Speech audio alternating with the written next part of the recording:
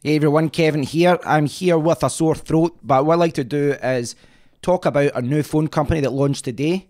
The company is called Essential, and one of the reasons a lot of people are talking about it is because it's launched by Andy Rubin, who was a co-founder of Android. So as you would expect, this guy has a huge amount of contacts in the tech world, and there's a lot of people coming out from Google and all these other big tech companies that are saying that this is a fantastic project.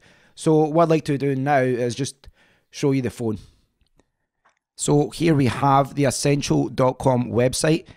The phone itself is kind of par for the course, but they have launched with a flagship. They're using the Snapdragon 835 processor, 4GB of RAM, 128GB of storage. Now, here is one of the kind of selling points of it. It's got dual cameras, but you can see here that it's actually got these things. It's like a modular design that allows you to put on a 360 degrees camera. Now, the camera is $200 if you buy it separately, but if you buy it at launch, you'll get it for $50. Fortunately, not something I can do because I believe it's only launching in the USA initially.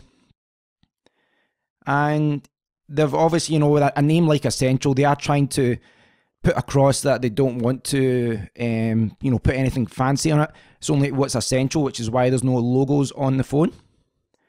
I quite like the look of this ocean depth screen. It's quite funky, and the white one looks good too. So if we jump over, okay, we're at the specifications now.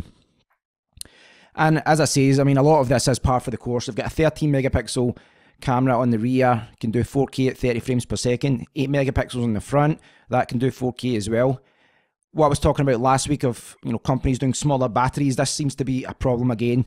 3040 milliamp battery. So for a phone, where's the display? I believe it's 5.7 inch screen, 5.71 inch screen.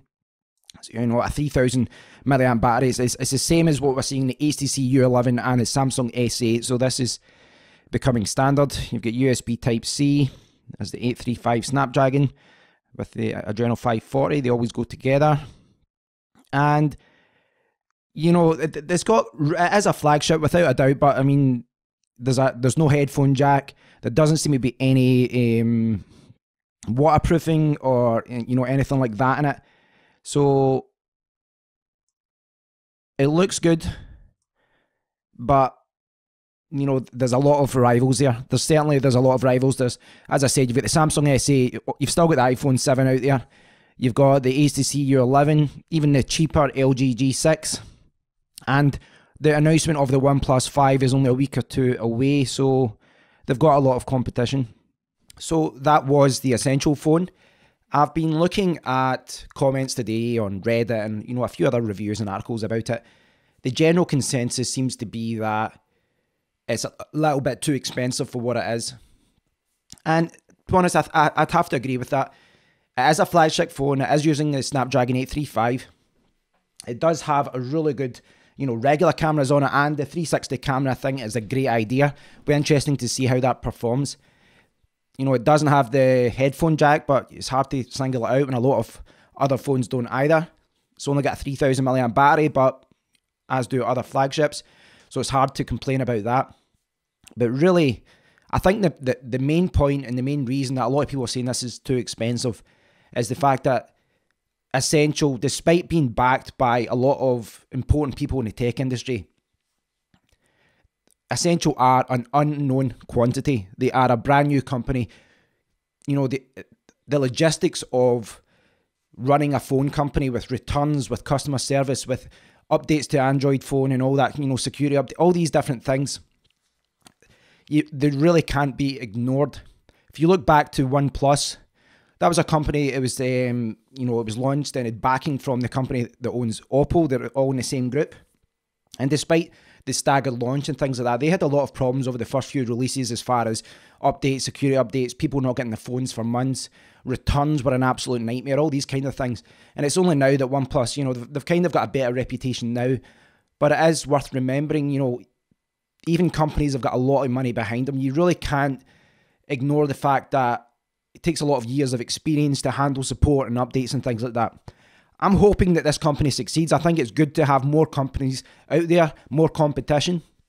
But would I be spending $750 on a flagship phone. Yes, it is, specifications wise, but it is coming from a company that no one knows anything about. You don't know what the customer service is going to be like. You don't know what the updates are going to be like. And for me, at this point, I would say the smart money is on buying something like the HTC U11, the Samsung S8, or perhaps the OnePlus 5 that's coming out soon. I think it'll be interesting to see what the reviews are going to be like about this phone.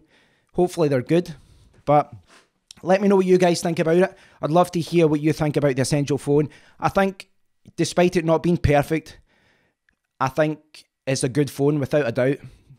It just seems a little bit expensive, and I think if they were a little bit smarter, they could have come out, did what Google did as well.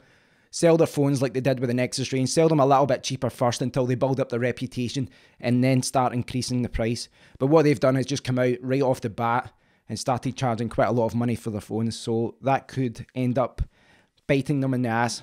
Let me know what you guys think about this anyway. Please do leave a comment, and until next time, take care.